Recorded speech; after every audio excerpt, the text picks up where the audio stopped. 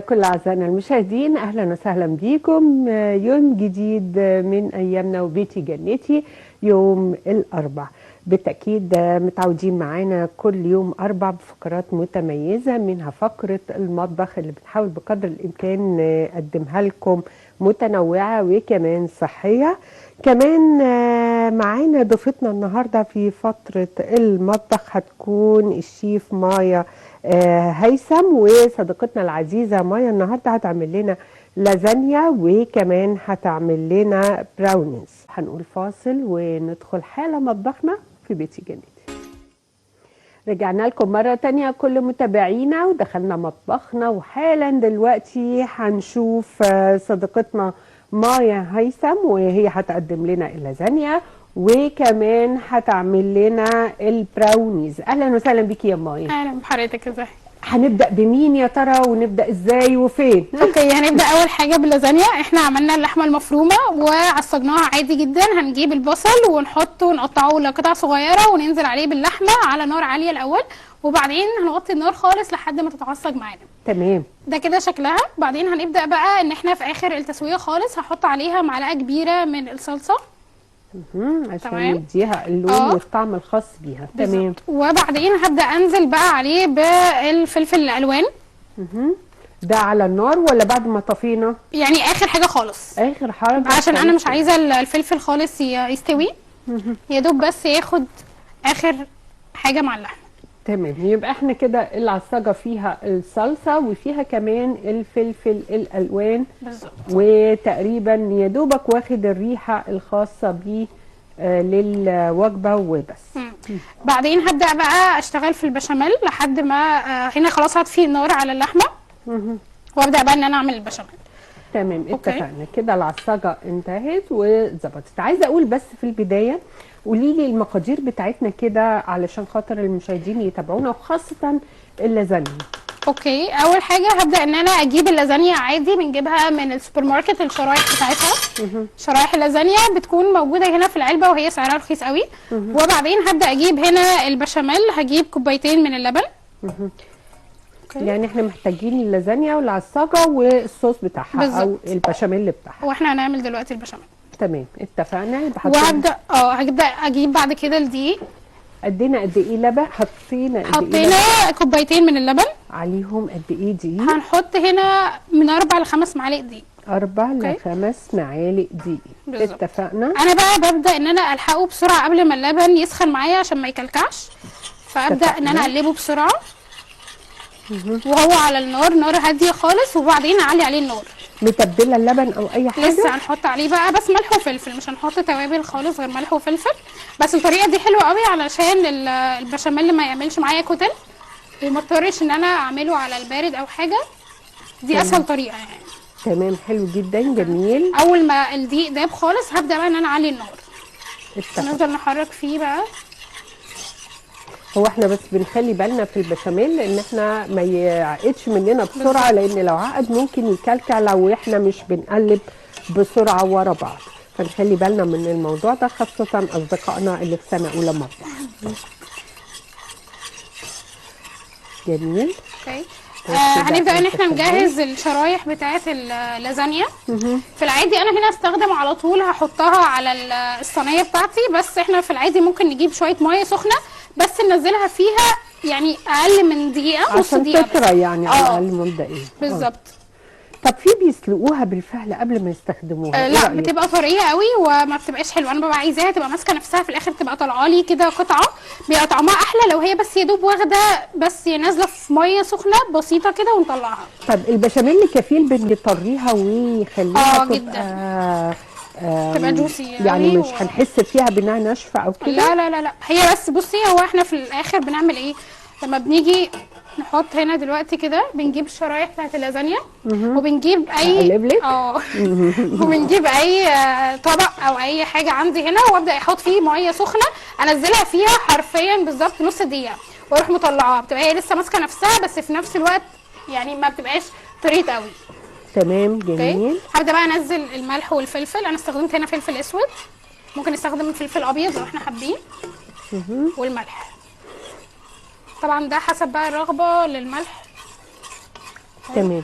يعني هو انت بتتبلي على حسب الحاجه اللي انت محتاجاها بالنسبه للطعم الخاص باللازانيا.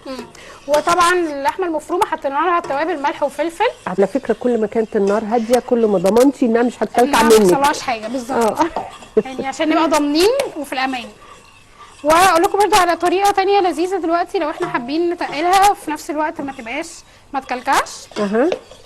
ان احنا هنجيب شويه لبن صغيرين بقى بيهم بالدقيق جوه اللبن، بحيث ان انا ما انزلش، لو نزلت دلوقتي في الدقيق على طول هتكلكع مني كده كده. فبنبدا ان احنا نستخدم نجيب يعني هزود الدقيق قصدك؟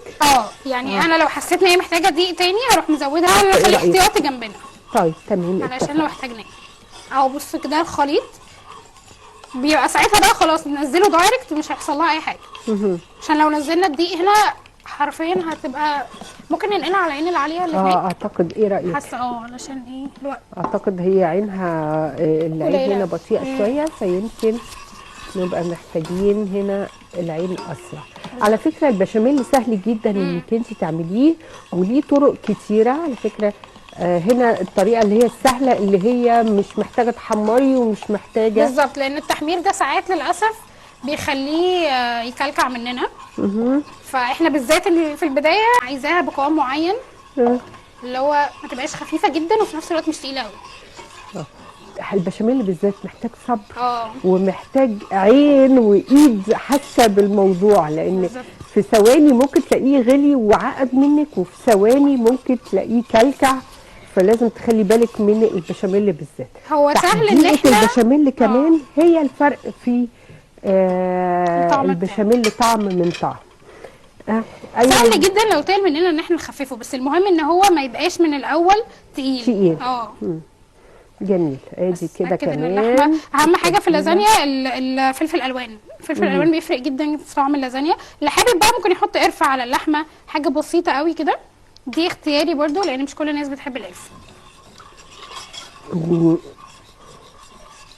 طيب هي النار دي هنا عاليه ولا الثانيه اللي افضل؟ المفروض دي نار. المفروض دي طيب احنا كده. طيب احنا هنكمل بس نعقد النار على النار دي البشاميل ونبتدي بعد كده بقى ننزله، هيكون يستهدى شويه. هنسقي كالمعتاد الخاص بينا. لكن البشاميل اللي بيبقى محتاجينه خفيف يعني القوام بتاعه خفيف، انا مش عايزاه تقيل قوي بالذات في اللازانيا. يعني ممكن تقيل في المكرونه بشاميل مش تقيل قوي برده، بس في اللازانيا بيكون خفيف عشان هي تتشرب وتعمل الطبقات اللي موجوده على اللازانيا. جميل. طيب كده تمام. رفعنا كده اللحمه خلاص، مستنيين بس البشاميل يتقل معانا.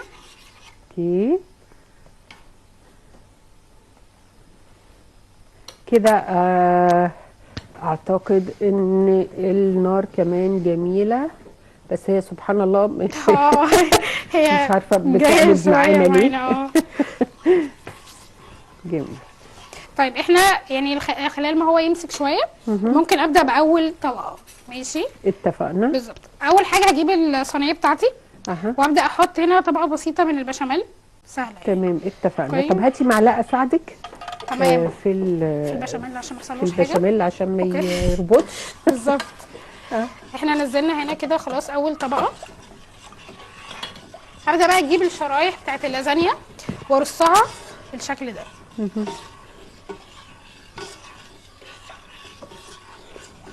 هي ابتدت اهي تربط فلازم اسرع. حلو. هنا بقفلها خالص. يعني لو في جزء ببدا ان انا اكسرها كده عادي. واخد منها جزء واحطه. ده كده شكلها. ده اول طبقه. اول طبقه تحت من اللازانيا. هبدا بعد كده اخد بقى اللحمه المفرومه. بتبقى طبقه وطبقه وطبقه بشاميل صح كده؟ جميل. ده كده بنعمل طبقه العصاجه.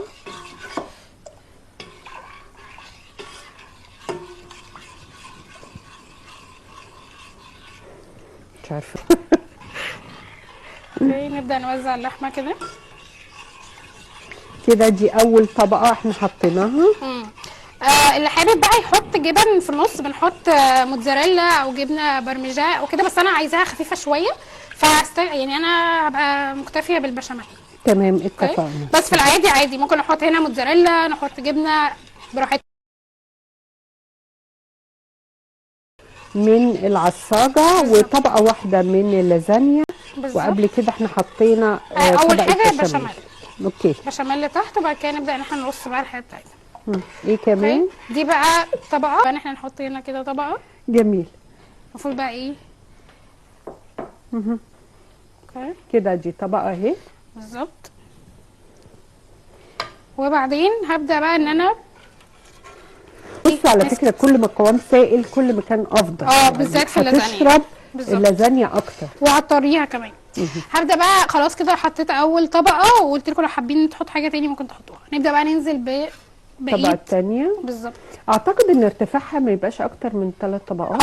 ما هي 3 طبقات، يا دوب احنا بنحط طبقه دي ونرجع نحط تاني، وبعد كده اخر طبقه وخلاص. اخر طبقه يعني بالزبط. اعتقد ان اللي هو بيفكروا ان اللازانيا لازم تبقى طبقات كتيره وكده، لا ده هي كل ما كانت طبقاتها قليله وشاربه بشاميل كتير كل ما كانت كويسه وافضل. اوكي بعد كده هنا كده قفلتها. هبدا ارجع احط نفس الطبقات تاني. هبدا انزل بقى هنا اللحمه المفرومه، بقيه اللحمه اوزعها كويس قوي في الصينيه.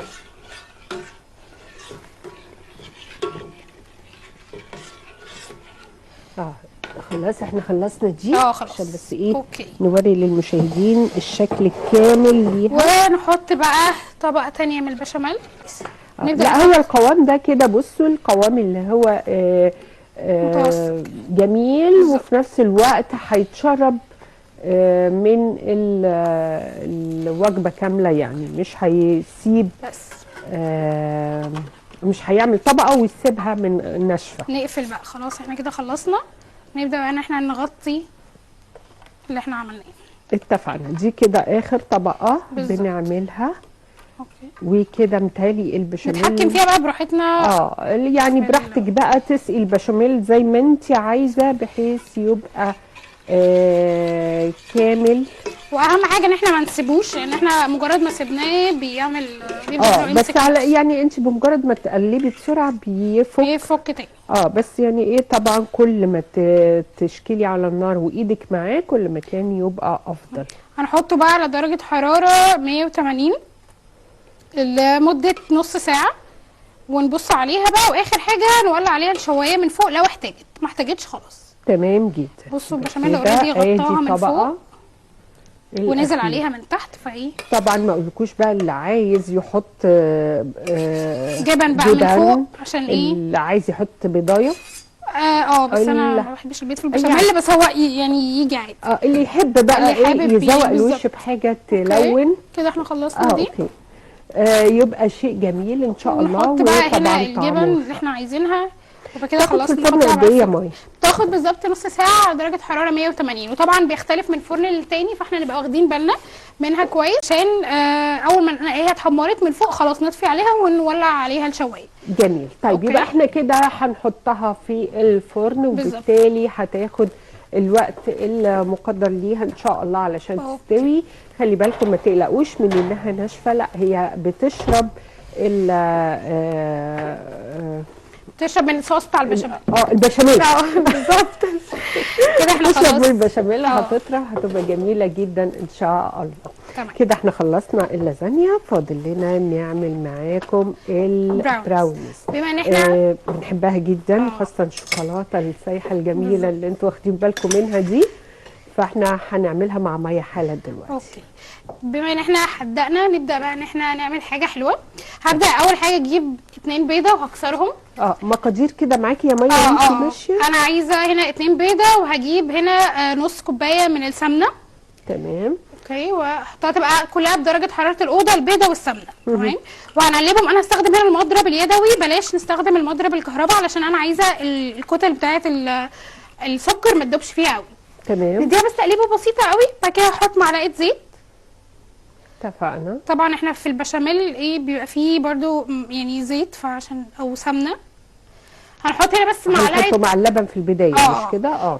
معلقه زيت بسيطه علشان بس تديني اللون بتاع اللون الذهبي بتاعها من فوق. وبعدين بعد ما خلصت هنا ده هبدا انزل عليها بالسكر. انا استخدمت هنا سكر ابيض بمقدار كوبايه.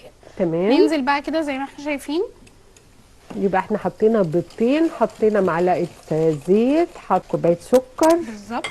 هبدا بقى بما ان انا هنا استخدمت السكر الابيض هحط عليه عسل اسود. لو احنا عندنا سكر بني نستخدم السكر بني على طول. العسل الاسود بيديها طعم كراميلا كده لذيذه قوي. تمام. وطبعا بيستخدم معلقه الخشب في العسل علشان بيكون افيد بكتير من المعلقه العاديه. تمام. طيب بعدين بقى هبدا ان انا احط لها رشه بسيطه قوي من الملح، لان هي اللي بتظبط البالانس اللي في الاخر ده. رشه بسيطه قوي مش هنستخدم كتير. جميل. واقلب بقى كل المكونات دي كده مع بعض. احنا لغايه دلوقتي ما استخدمناش البان، ما استخدمناش حاجه. لا مش هنستخدم مفاجاه بقى، احنا مش هنستخدم فيها البان خالص. يعني احنا تقريبا دوبنا السكر البيض السمنه مع بعض. اوكي. نحط هنا معلقه من الفانيليا السائله او ممكن نستخدم الجاهزه عادي. تمام. واخر حاجتين بقى او اخر قوامها سميك زي ما احنا شايفين. هي بتكون اتقل من الكيك فبنبقى واخدين بالنا ان هي ما بتبقاش خفيفه. اخر بقى حاجات هنحطها هننخلها. اهم حاجه انا جبت لكم برده مقدار الكوبايه العاديه اللي عندنا كلنا علشان نبقى عارفين المقدار بالظبط. تمام. هنا بقى انا حاطه عندي نص كوبايه من الدقيق الابيض معاها معلقه صغيره من البيكنج باودر. احطهم هنا عندي. اوكي عشان تبقى لما بتتنخل بتبقى يعني ما فيهاش كتل او حاجه. وهحط عليهم نص كوبايه من الكاكاو الخام. يبقى الكاكاو الخام اللي هو من غير سكر. نبدا بقى ان احنا ننزلهم. اتفقنا. يبقى كده هي هتديلك قوام سميك للبراونيز نفسه. واهم حاجه بقى معلقه اللي هي النسكافيه او اي نوع عامه قهوه سريعه الذوبان. مش اهم حاجه بس قهوه سريعه الذوبان. بعد كده نبدا ان احنا نقلب بقى. اتفقنا. كده خلصنا. كده مفيش نوع من انواع الالبان خالص دخلت في البراونيز. بالظبط. نبدا ان احنا نقلب. القوام بتاعها بيكون سميك شويه. اعتقد ان هي كمان ما بتنفش زي الكيكه لا. المعتاده اللي احنا عارفينها. هي ليها قوامها المخصوص والشكل المعروف ليها بالبراونيز. ف يعني ليها فرق بالتاكيد في السوا كمان. بالظبط. تاخد قد ايه في السوا بتاخد من نص ساعه ل 35 دقيقه. هزود بس هنا معلقه من الزيت عشان نزل قليل. اوكي. ما بتبقاش خفيفه خالص زي ما بتبقاش خفيفه خالص زي الكيكه العاديه. الكيكه العاديه. تمام. هنعمل بقى هنا حاجه لذيذه. هنحط عليها شوكولاته من جوه. ممكن نقطع بار شوكولاته او نجيب الشوكليت شيبس ونبدا ان احنا نحطها فيها كده من جوه علشان لما تستوي يبقى فيها شوكولاته. نلاقي فيها القطع الخاصه بالشوكولاته او تكتلات شوكولاته موجوده جوه. بالظبط. جميل. كده احنا جاهزين بالخليط. بيفضل بقى انه يتحط في كاب ولا يتحط في صينيه ولا يتحط في ايه؟ لا انا بحب احطه في الصينيه بس اهم حاجه نبقى دهنينها الاول كده معلقه زيت. ماشي. وبعدين نبقى متاكدين ان الصينيه كده كده هنحط لها ورق زبده فمش فارقه. نجيب الصينيه ونجيب بقى ورق الزبده. هنا بقى في حاجتين. اللي مش متاكد ان الورق الزبده بتاعه ما بيلزقش في انواع طبعا مش هيحط زيت بس يعني ممكن نعملها كده ايه بالضمان ان احنا نبقى حاطينها. عايزاه ما يكونش مفرود قوي علشان يديني الشكل بتاعها من تحت. واحط عليه معلقه صغيره قوي من الزيت واوزعه كده. جميل. اوكي. وبعدين هجيب بقى خلي بالكم من السمك بتاعها وانتوا بتحطوا علشان ما تتوقعوش انها الشكل المتساوي اللي انتوا متوقعينه. بالظبط. في التورت العاديه او الكيك العادي بالذات لان هي مش زي الكيك خالص. هي بتكون تقيله. اتفقنا. اوكي. سهل وجميل ان احنا نغير وننوع في الكيكات وننوع في الاصناف الجميله اللي موجوده في البيت خاصه البراونيز الاولاد بيحبوها. سهله العمل في نفس الوقت سهل انك تاخديها معاكي من غير في اي يعني مشوار اي تدريبات نادي لانها بتبقى جميله وبيحبوها كمان. بصوا لما بنفردها بتبقى كتله، وبنبتدي احنا بنسويها بالمعلقه. نتابع معاكم، تعالوا. اوكي. نبدا ان احنا نفردها بقى بالشكل ده. جميل. وهي بتكون اصلا رفيعه، فما بتفردش معايا زي الكيكه.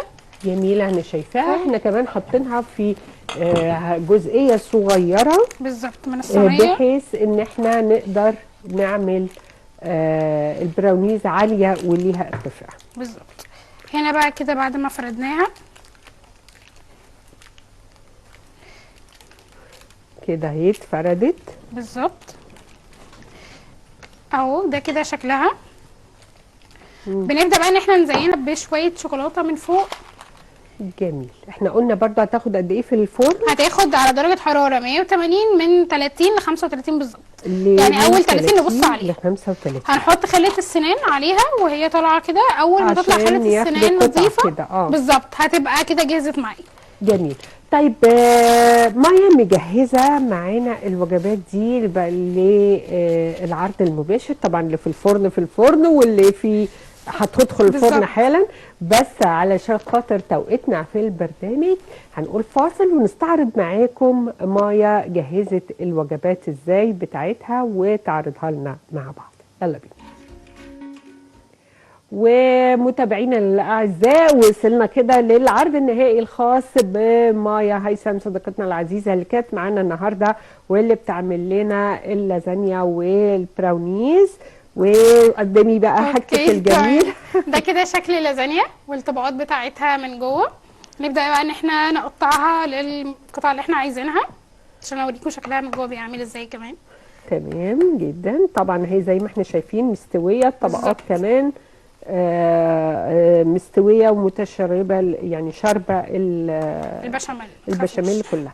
يستحسن تتقطع بعد ما تبرد علشان خاطر ما تفرولش مننا، تبقى ماسكه نفسها بالظبط وتبقى جميله في نفس الوقت. احنا عايزين بس نوريها للمشاهدين. دي كده بعد ما اتقطعت بتبقى بالشكل الجميل ده. اما بقى البراونيز دي شكلها كده، هي بتكون بقى القطعه بتاعتها بصوا عامله ازاي، وبتكون الشوكليت فيها من جوه فظيعه. فيعني بتبقى حلوه قوي ان احنا نحط لها الشوكليت من جوه، بتبقى حلوه قوي، ما خدتش مننا وقت خالص، وفي نفس الوقت يعني تكلفتها بسيطه جدا، ما فيهاش اي البان، ما فيهاش اي حاجه. فبس انجوي بقى وبالهنا والشفا. بألف هنا وشفا لكل متابعينا. وطبعا احنا بنشكرك جدا جدا يا مايا، وبنتمنى يا رب كل سيدات تقدر تعملها وتنفذها بمنتهى البساطه. شكرا لك يا مايا. ميرسي.